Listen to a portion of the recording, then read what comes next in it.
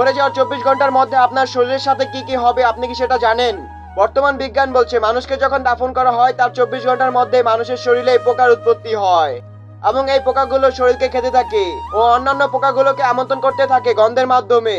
এবং এই লাশের বয়স যখন 3 দিন হয়ে যায় তখন নাক পচে শেষ হয়ে যায়। তখনও পর্যন্ত সব ঠিক আছে, অর্থাৎ আপনার হাত পা সবই ঠিক আছে, কিন্তু সর্বপ্রথম আপনার নাক পচে যাবে। এখান থেকে আপনার পচন শুরু হবে। এখান থেকে পোকাগুলো শরীরের বাইরে বেরিয়ে আসবে এবং বাইরের অংশগুলো খেতে থাকবে।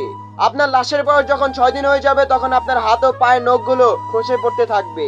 আপনি শুয়ে আছেন কবরের মধ্যে, কিন্তু আপনার হাতের নখও নাই, পায়ের নখও নাই, সব খসে পড়ে গেছে।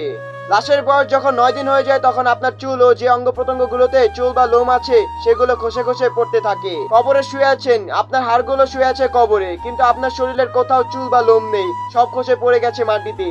বিজ্ঞান বলেছেন লাশের বয়স যখন 17 দিন হয়ে যায় তখন শুধু লাশটা ফুলতে থাকে, ফুলতে থাকে, পেটটা শুধু ফুলতেই থাকে। এই ফুলার আকৃতি কতটা যে ভয়ঙ্কর, একটা মানুষ যদি তা দেখতে পারতো তাহলে সে সারাদিন সর্বময় সেই কবরের চিন্তায় পড়ে থাকতো। ফুলতে ফুলতে যখন লাস্ট স্টেপে পৌঁছে যায় তখন একটা বিকট আওয়াজের সাথে পেটটা ফেটে যায় এবং ভিতরে যত নাড়ি ভুঁড়ি আছে সব পচে বের হতে থাকে এবং এগুলো পোকারা খুব আনন্দের সঙ্গে খেতে থাকে।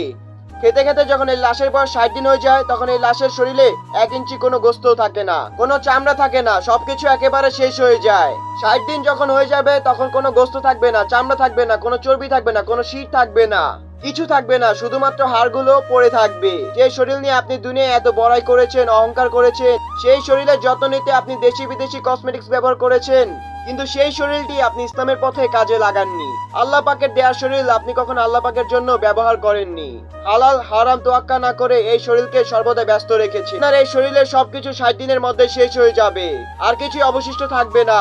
বিজ্ঞান বলেছেন যখন এই লাশের বয়স 90 দিন হয়ে যায় তখন এই লাশের হাড়গুলো একসঙ্গে ছিল, অর্থাৎ জোড়া জোড়া হাড়গুলো লেগেছিল, এক একটা গিরার সঙ্গে আরেকটা গিরা লাগানো ছিল, কিন্তু 90 দিন যখন পার হয়ে যায় এই গিরাগুলো সব খুলে যায়। বুঝলে, 90 দিনে সবকিছু শেষ, 60 দিনে সবকিছু শেষ হয়ে যায়, কিন্তু 90 দিনের পর বাকি আর কিছুই থাকে না। কিসের এত অহংকার, কি নিয়ে এত বড়াই করুন? নিজেকে একবার প্রশ্ন করুন।